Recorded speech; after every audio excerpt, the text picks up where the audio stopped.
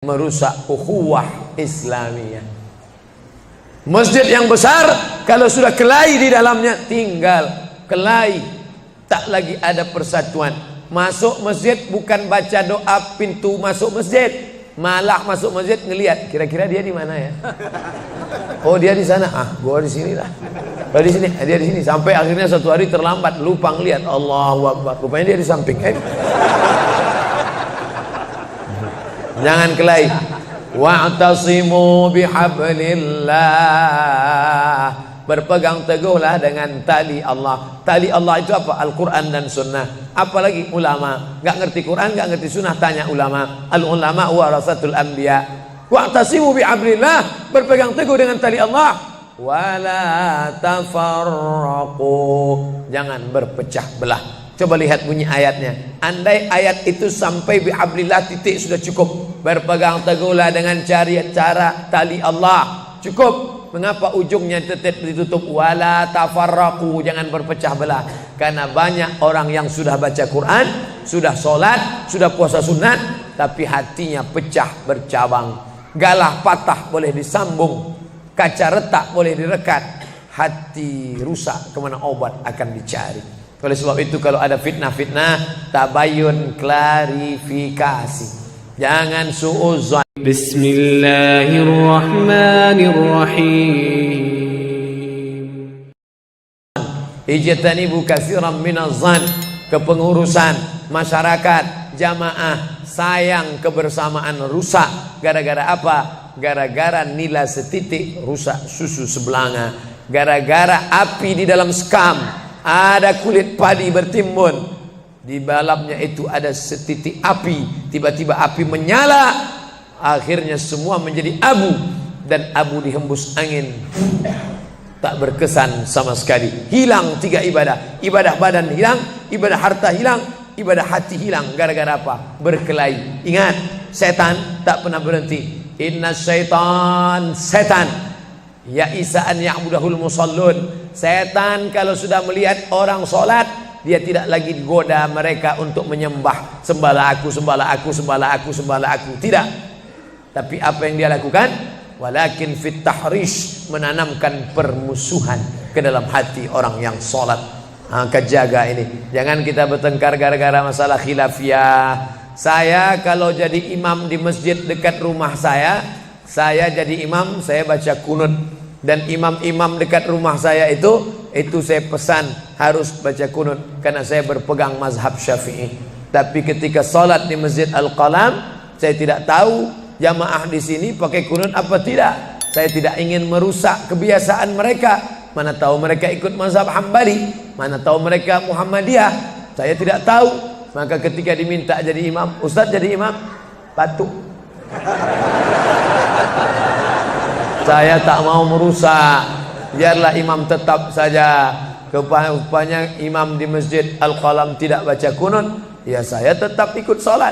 Apakah perlu saya ulang sholat saya? Tidak. Sholat saya sah, karena apapun ormasmu, apapun mazhabmu, mau NU, mau Muhammadiyah, mau Perti, mau Persis, mau Al-Irsyad, mau Jamaah Tabligh, mau FPI, mau mazhab Hanafi, mazhab Maliki, mazhab Syafi'i, mazhab Hambali, semuanya sepakat sholat subuh itu wajib.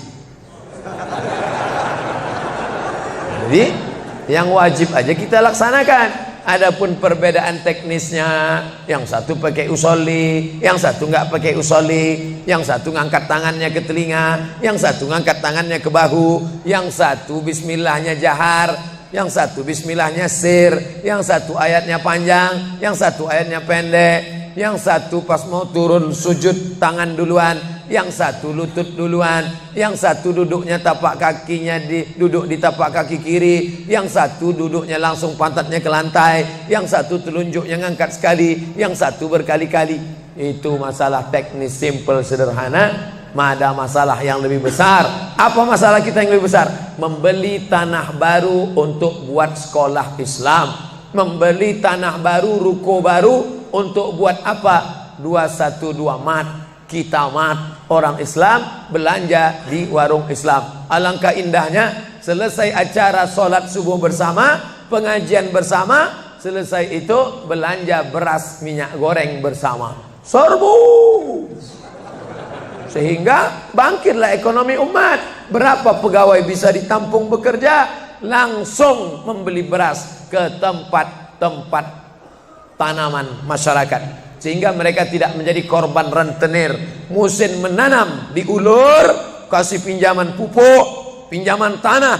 Masa musim panen ditarik, mereka menjadi korban rentenir lintah darat. Disedot darah mereka sampai kering dan mati. Kita selamatkan dengan apa? Dengan market. Masjid punya market. Saya beberapa kali meresmikan market punya masjid di Masjid Raya Batam, Masjid Agung Batam. Itu di bawahnya ada super mini market untuk jamaah. Kemarin pulang dari Pulau Bintan, itu juga meresmikan di Dumai. Begitu juga. Nah, ini 212 Mart. Terserah namanya apa. Ada 212 Mart, ada namanya Kita Mart, atau bisa juga buat Somart. Nah, bisa juga. Bapak Ibu yang dimuliakan Allah Subhanahu wa taala, maka visi misi kita ke depan, jauh melihat ke depan. Kami harus punya pusat perbelanjaan komunitas muslim. Kami harus punya komplek perumahan muslim. Nah, ini semua yang akan menyelamatkan kita. Kalau sudah begitu, maka mengertilah untuk apa kita hidup. Dan setelah itu kita pun mati dalam keadaan tenang. Baru anak kita bisa berkata, mari kita antar jenazah almarhum Abdul Somad menuju tempat peristirahatan terakhir. Karena memang benar-benar istirahat. Tapi berapa banyak orang tidak istirahat. Karena amal badan tak ada, amal harta tak ada, amal hati tak ada. Tak pernah memikirkan masjid, tak pernah memikirkan umat, tak pernah memikirkan belanja umat, tak pernah memikirkan pendidikan anak-anak umat. Akhirnya mati. Yang layak untuk dia, mari kita antar dia menuju azab pertama, akan menyusul azab-azab berikutnya. Na'udzubillah. Itulah yang dapat saya sampaikan subuh ini. Lebih kurang 50 menit. Mudah-mudahan ada manfaatnya.